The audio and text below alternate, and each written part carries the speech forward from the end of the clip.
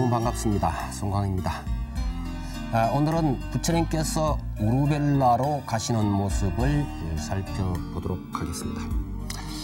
부처님께서는 그 제자들에게 제각기 흩어져서 전도를 떠나라 그렇게 이제 말씀을 하셨죠. 그리고 당신께서도 전도를 떠나시게 됩니다. 부처님께서는 이 전도의 장소로서 우루벨라를 선택하십니다. 이 우루벨라는 부처님께서 6년 동안 고행하셨던 고행님이 있는 곳이죠. 나이란자라 강 옆에.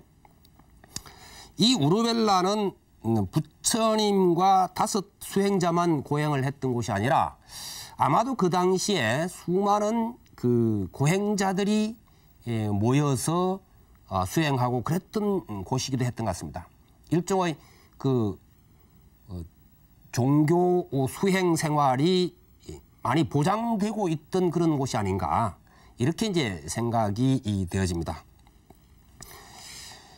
우선 부처님께서는 그 첫 번째 교화 대상으로서 5 수행자, 당신과 함께 6년을 고생했던 5 수행자를 선택해서 우루벨라에서 녹야원으로 오신 것이죠. 200km가 넘는 직선거리 200km가 넘는 곳을 걸어서 오셔서 교화를 하시고 또 이어서 야사라든지 등등 해서 어느 정도 그 사람들을 깨닫게 한 후에는 그 전에 그 부처님께서 바라문을 만난다거나 하면서 비웃음을 사거나 하는 경우를 당하게 되시죠. 제가 이제 살펴드린 바가 있듯이 뭐 엉덩이를 툭툭 치면서 사문고 타마야 그러고 야유를 보낸다든지 이와 같은 것을 경험하십니다. 아마 그 부처님께서도 내가 앞으로 어떻게 이 사람들을 교화해 가야 될 것인가 하는 부분이 녹야원에 머무시는 동안 또 그곳에서 야사라든지 이런 사람들을 제도해 가면서 이제 제가 신자까지 생긴 입장에서 아마 그 체계가 어느 정도 가닥이 잡힌 것이 아닌가 이렇게 생각이 되집니다. 그 처음에는 직접적으로 이렇게 당신의 깨달음의 경지 부분 혹은 이런 것들을 말씀하셨지만 전혀 먹히지 않았던 거죠.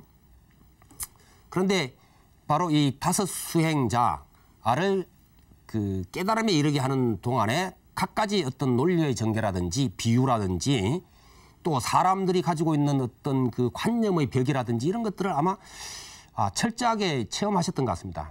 그래서 확고한 어떤 자신감을 가지시고 출가 집단들을 먼저 그 교화의 대상으로 생각했던 것 같습니다.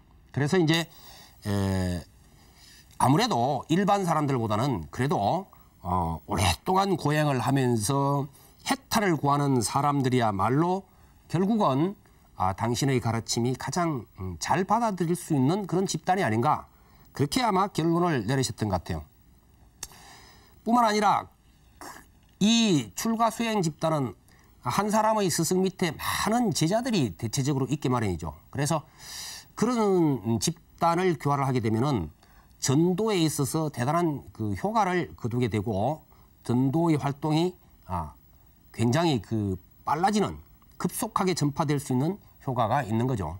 바로 이 효과를 노려서 부처님께서는 수행자 집단을 설복하려고 생각을 하셨던 것 같습니다.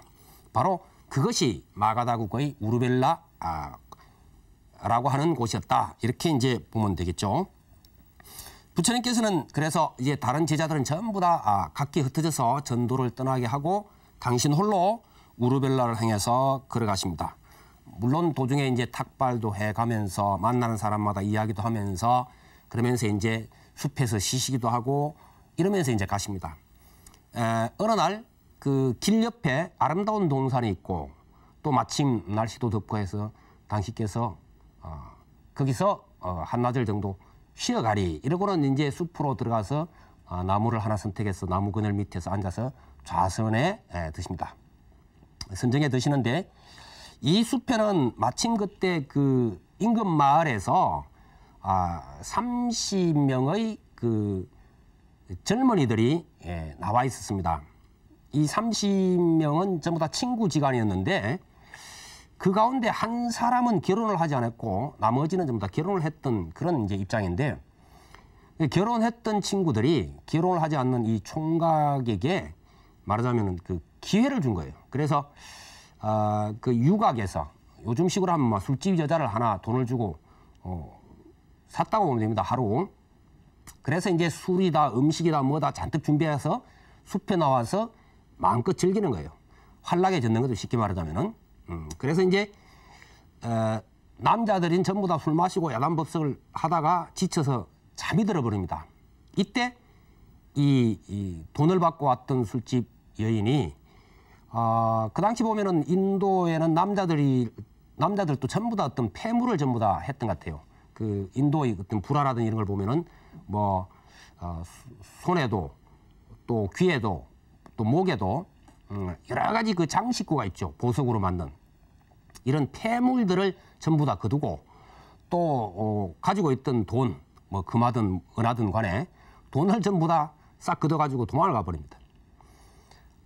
어느 정도 그 술이 깨고 이제 그 지쳐 쓰러졌다가 일어나 보니까 자기들 폐물도 사라져버리고 돈도 사라지고 데리고 왔던 여인도 사라져버린 거예요. 그래서 그냥 눈이 뒤집혀서 동산의 이곳저곳을 찾아서 헤매다가 바로 부처님이 계신 곳에 이르게 됩니다. 그때 이 그 젊은이들은 뭐 이것저것 돌아볼 겨를도 없이 바로 부처님께 질문을 하게 됩니다. 수행자여, 여기 혹시 한 여인이 지나가는 것을 보지 못했습니까? 그러자 이제 부처님께서 그 연유를 물으시죠.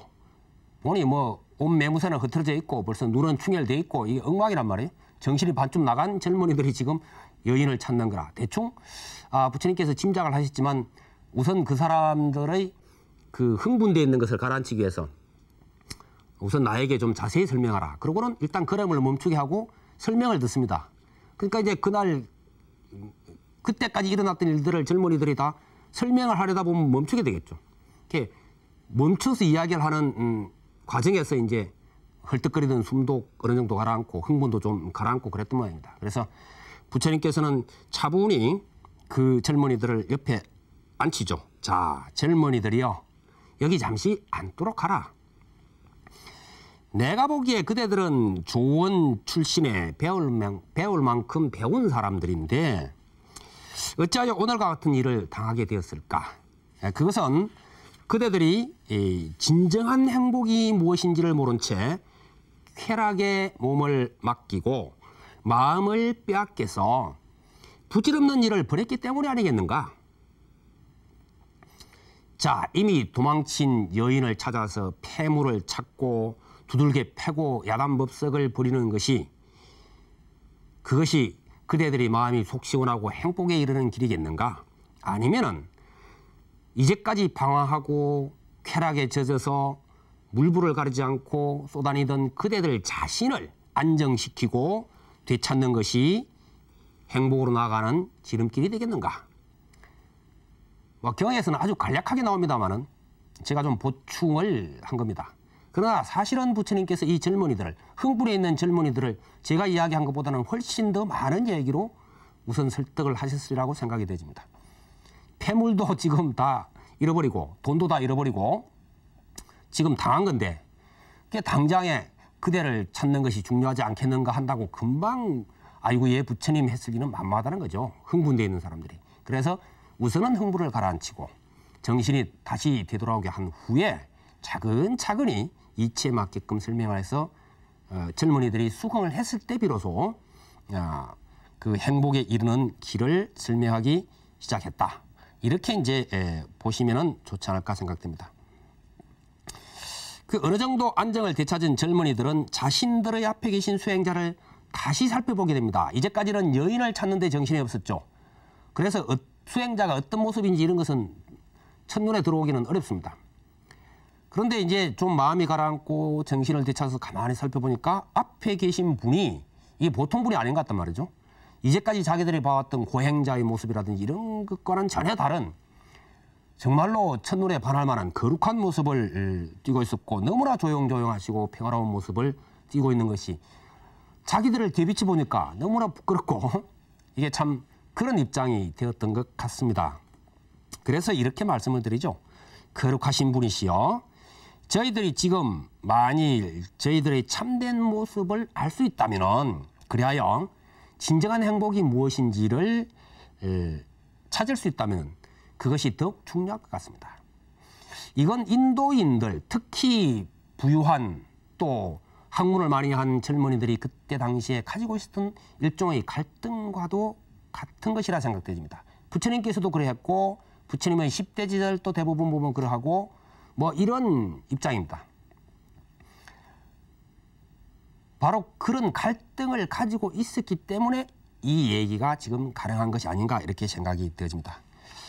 부처님께서는 이 젊은이들에게 차례차례로 바라밀행의 공덕과 기쁨 등을 말씀하시고, 고통의 원인과 그 소멸에 이르는 방법 등을 말씀하시어 젊은이들의 눈이 열리게 하셨다. 그들은 모두 부처님의 제자가 되길 원했고, 부처님께서는 그들의 출가를 허락하셨다. 우리가 이제 불가에서 흔히 공부하는 사람에게 이런 얘기를 들려줍니다. 조고각하하라. 조고각하. 발밑을 살펴보라. 이런 뜻입니다. 자기가 서 있는 곳을 살펴보라. 자기 발밑을 살펴보라는 이야기는 결국 자기 자신을 살펴보라는 이야기도 같겠죠. 그 다음에 이제 회광반조라는 이야기를 많이 합니다. 빛을 돌이켜서 되비춰본다. 우리가 밖으로 쏠리던 것을 돌이켜서 자기 자신을 본다. 이런 이야기가 되겠습니다. 그래서 참된 자신에 대한 관찰을 요구합니다. 사람들은 누구나 한결같이 행복을 바라죠. 이 세상에 행복을 바라지 않는 사람은 아무도 없을 겁니다. 출가한 스님들도 결국 목적은 진정한 행복이라고 하는데 출가의 시작이 있는 것이고, 모든 데들이 정치를 하건 돈을 벌건 무엇을 하건 간에 어쨌든 어느 직종에 어떤 일에 임하든 행복하기를 바라는 거죠.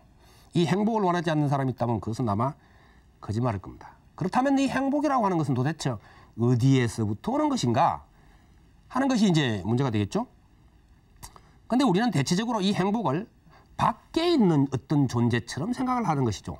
밖에 행복이란 게 있다. 그렇게 이제 보는 겁니다. 밖에 있다고 생각하면 당연히 밖에서 찾게 되죠.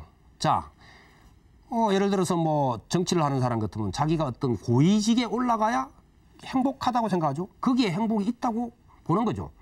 그러면 나 안이 아닌 분명히 밖에 있단 말이죠. 그 다음에 사업을 하는 사람은 어떻습니까? 조그마한 구멍가게보다는 분명히 큰 회사를 경영하면 더욱 행복할 것이다. 큰 회사나 여기에 있을 것이라고 생각할 것입니다. 학문을 하는 사람은 어떨까요? 보다 많은 어떤 지식을 배우고 익힘으로 해서 행복해질 거라고 분명히 생각할 겁니다. 기술자는 보다 뛰어난 기술을 익히는 것이 행복에 이르는 지름길이라고 분명히 생각할 겁니다. 이 모든 것들은 방향이 어떻든 모두가 다 밖에 행복이 있다고 생각하는 것이죠. 뿐만 아니라 밖에서 행복을 찾는 만큼 고통도 그만큼 비례를 한다는 거죠. 그러면 이 고통도 역시 밖에 있다는 거죠. 그렇게 이제 보는 겁니다. 그러면 고통을 해소할 방법도 역시 밖에서부터 자꾸 찾는다. 그러나 문제는 밖에 고통을 해소할 방법이 있는 것도 아니고 밖에 행복이 있는 것도 아니라는 데에 문제가 있다는 겁니다. 그렇기 때문에 끊임없이 찾을 수 없는 밖의 행복을 찾으면서 방황하고 갈등을 일으키고 그럴 수밖에 없다는 것이죠. 이것이 끊임없는 윤회의 고리가 된다 하는 것이 이제 부처님의 말씀이신데, 이래저래 우리의 시선을 끝없이 밖으로만 치닫게 되는 겁니다. 남이 좋은 옷 입으면, 남이 좋은 집에 살면, 남이 높은 자리에 있으면, 남이 높은 지식을 취득하면, 뭐 이런 쪽으로 자꾸 밖으로만 시선이 가게 마련입니다. 그래서 그러다 보니까는 자꾸 이제 경쟁을 해야 되고, 남보다 앞서 올라가야 되고, 경쟁에서 어쨌든 이기기 위해서는 옳지 못한 일도 해야 되고, 옳지 못한 일을 해놓고 나니까는 마음이 괴롭고, 뭐 이런 거죠. 행복에 올라가기 위해서 고통을 동시에 만들고 있다는 이와 같은 등식이 성립이 되어지는 겁니다. 자, 그렇다면 이걸 어떻게 해야 될까? 어떻게 하면 나의 모든 문제가 해결되고 행복해질까?